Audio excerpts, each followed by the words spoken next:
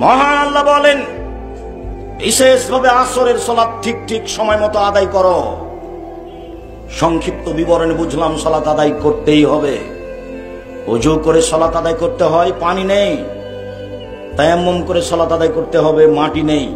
বিনা ওযুতে বিনা তায়াম্মুমে সালাত আদায় করতে হবে। কেবলার দিকে মুখ করে সালাত আদায় করতে হয়, কেবলা বোঝা যায় না। কেবলা ছাড়াই সালাত আদায় করতে হবে।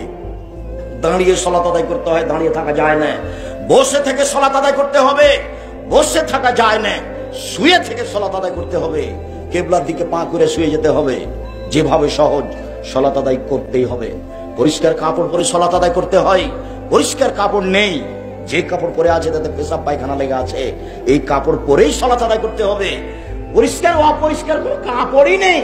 কথার কথা এমন এক জায়গাতে আছি যেখানে পরনে কোনো কাপড় নেই, উলঙ্গ অবস্থায় আছি। এই উলঙ্গ অবস্থাতেই সালাত আদায় করতে হবে। তাই তো কোনো এক সময় বলা হয়েছিল যে মার্কিন সৈন্য মুসলিম দেশে ঢোকে, যেমন গাঁজার কথা বলছি, ওরা ক্ষমতা দেখিয়ে মুসলিম মহিলাকে বলছে উলঙ্গ অবস্থায় আমার সামনে হাঁটো। এই সময়ে যদি সালাতের টাইম হয়ে যায়, এই উলঙ্গ মুসলিম মহিলাকে মার্কিন এই শয়তানদের সামনেও তাকে সালাত আদায় করতেই হবে, যে কোনো মূল্যে করতেই হবে।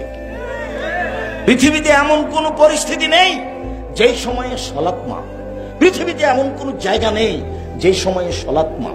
মহিলাদের হায়েজ ব্যতীত কোন পরিস্থিতি নাই পৃথিবীতে। শত্রু তাড়া দিয়েছে, দৌড়িয়ে চলে যাচ্ছেন, সালাতের টাইম পার হয়ে চলে যাচ্ছে, আপনি ওই সময়তে ওইভাবেই সালাত আদায় করুন। শিকল ধরে আছেন গাড়ির, ঠেল মানে না, সালাতের টাইম পার হয়ে যাচ্ছে, ওইভাবেই সালাত আদায় করবেন। পৃথিবীর ব্যতিক্রম ইবাদত সালাত। সব ইবাদত অসুবিধা বুঝে, সিয়াম বুঝে, রোজা অসুস্থ পরে করে, হজ বুঝে এবছর করেন না, সামনে বছর করেন। যাকাত দুদিন আগে দিয়ে দেন, দুদিন পরে দেন, সমস্যা নেই। ব্যতিক্রম ইবাদত সালাত। উপস্থিত বৈঠকের দিনী মুসলিম ভাই বোন, হে মেঘ কথা বলছো কেন? তুমি একটা মহিলা মানুষ, শরম পাও না? একবারে মুখ বন্ধ করে থাকবেন। আর একজন মহিলা যদি আপনার গায়ের উপর দিয়ে চলে যায়, তবে আপনি মুখ খুলবেন না। আপনার জন্য সালাত জরুরি। দেখুন, আল্লাহ নবী বলছেন মহিলারা যদি 4টা কাজ করতে পারে জান্নাতের সব দরজা খোলা, তখন সালাত আছে। এই দেখেন, 1 5 ওয়াক্ত সালাত, 2 রমজান মাসের সিয়াম রোজা, 3 স্বামীকে মেনে চলা, 4 জেনায় লিপ্ত না হওয়া। 4টা কাজ করবে, জান্নাতের সব দরজা খোলা। তার মধ্যে সালাত আছে। 1 সালাত, 2 রোজা সিয়াম, 3 স্বামীকে মেনে চলা। তিতা লাগলেও মানতে হবে, মিঠা লাগলেও মানতে হবে। এইভাবে মাস মাস সপ্তাহ সপ্তাহ কথা বন্ধ করে থাকা যাবে না। দুনিয়ায় অনেক বড়, আপনি খোলা তালাককে নিয়ে চলে যান, কোনো সমস্যা নেই।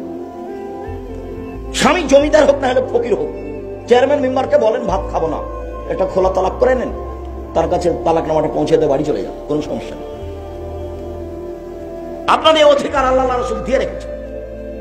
কিন্তু অধীনে থাকবেন আর খাওয়ার সময়তে বলবেন মেয়েকে তোর বাপকে ভাত দিয়ে, বৌমাকে বলবেন তোমার শ্বশুরকে পানি দিয়ে আসবে।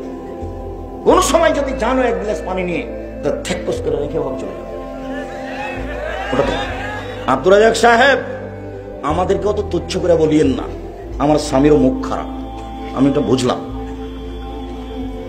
আল্লাহ নবী বলছেন সবচেয়ে ভালো মানুষ সেই যে স্ত্রীর কাছে ভালো, সবচেয়ে বদ কমিনা সেই যে স্ত্রীর কাছে খারাপ।